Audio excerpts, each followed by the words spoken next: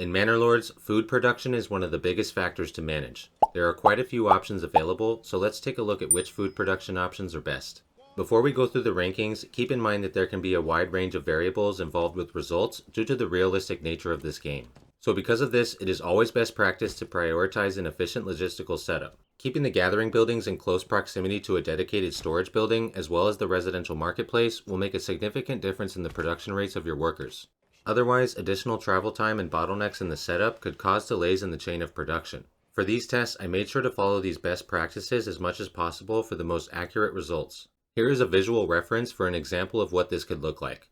For perspective, I did a test with moving the gathering buildings 5 corpse pits away from the original ideal spot, and the yield results decreased by a staggering 75%. So make sure to keep that in mind for your own setups. Another thing to note is that as of right now, the affinity system is still under development, but keep in mind that this will be another factor that can impact worker productivity and yields. Now with all that, let's go over the rankings, pros, and cons for each different food type. First up, at the top of our rankings are berry deposits. These can generate approximately 65 berries per month per family while the deposit is available. This is ranked at the top due to the highest production rates, ease of access, and the potential to abuse the seasonal harvesting during the spring season to get huge yields while the deposit constantly regrows.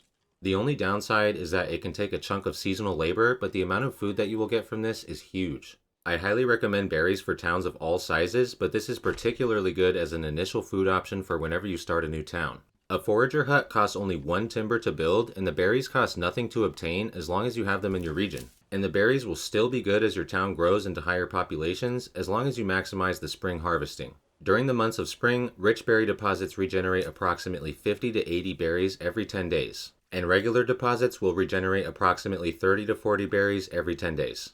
Next up, fishing deposits are also ranked right at the top. These can generate approximately 38 fish per month per family while the deposit is available. This is also ranked at the top due to the second highest production rates, ease of access, consistency, and the potential to abuse the seasonal harvesting during spring to get huge yields while the deposit regrows. This is another really good initial food option for whenever you start a new town. A fisherman's hut costs only 2 timbers to build, and the fish cost nothing to obtain as long as you have them available in your region. You can also optionally invest 1 development point to increase the maximum amounts that you can harvest. This will allow fishing during winter for a more even spread of labor and less chances for spoilage of the fish. This is highly recommended for towns of all sizes, especially if you maximize the spring harvesting with the development point. All fishing ponds will regenerate 50% of the pond's current supply number at the beginning of March, April, and May of each year. So the amount that you'll get back for each of those ticks is dependent upon how much supply you have in the pond at that moment. For a detailed breakdown of how to get the absolute maximum yields from fishing ponds for every specific situation, feel free to check out this highly reputable fishing guide from the Manor Lords forums, linked in the description. Moving on to the next category here is apple orchards.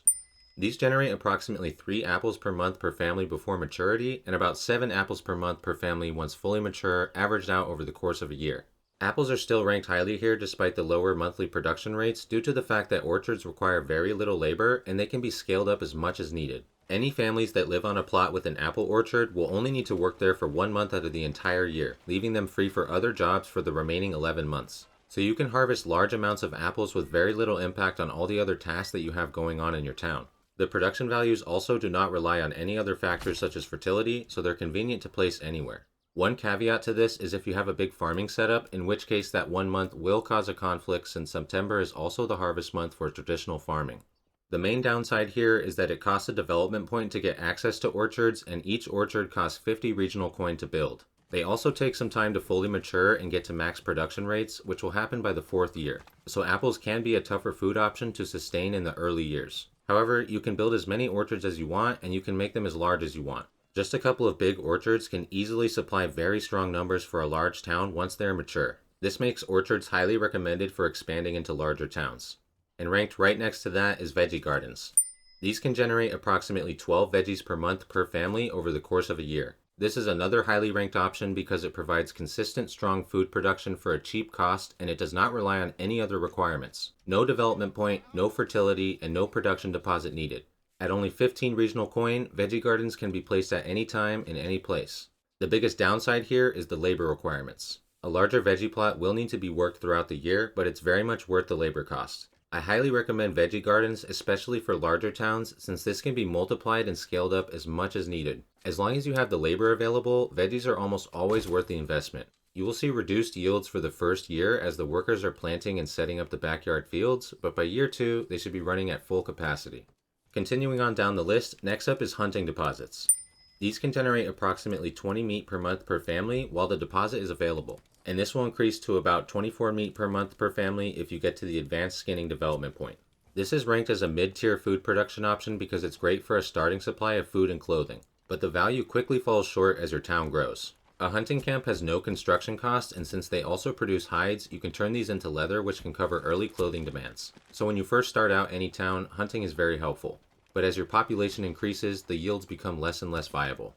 The production rates are strong here, but your families can gather the animals faster than they'll repopulate. So you'll have to constantly keep an eye on the hunting deposits and remove your workers to let the animals repopulate. Otherwise, those workers will have a lot of downtime waiting for the repopulation, and the production rates will decline heavily. This makes hunting very inconsistent. The only way that you can scale it up any further is if you have access to salt and then pair it with at least 2 development points, policy, and butcher's shops. But salt deposits are rare, and even if you get one, they're limited and they'll eventually run out.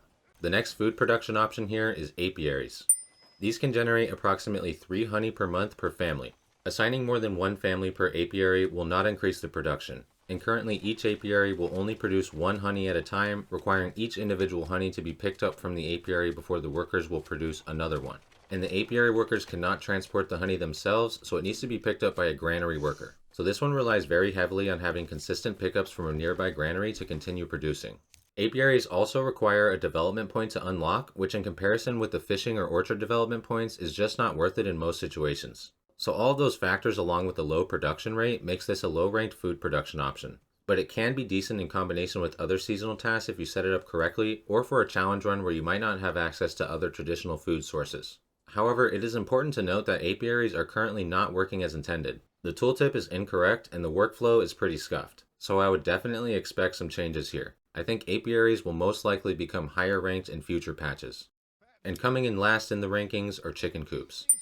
These can generate approximately 1 egg per month. The upsides here are that eggs do not require any labor to produce, only cost 15 regional coin, and does not require any development point, fertility, production deposit, or anything else. But it's an incredibly low production rate, so this is really only recommended for certain situations like a challenge run. Or, I guess if you have a ton of extra housing and money lying around, why not? And finally, bread. I saved this one for last because it's the most complex food production and realistically deserves its own guide to cover all the different factors. If you do have rich soil, wheat can be scaled up much like apples and veggies, so it's recommended for large towns.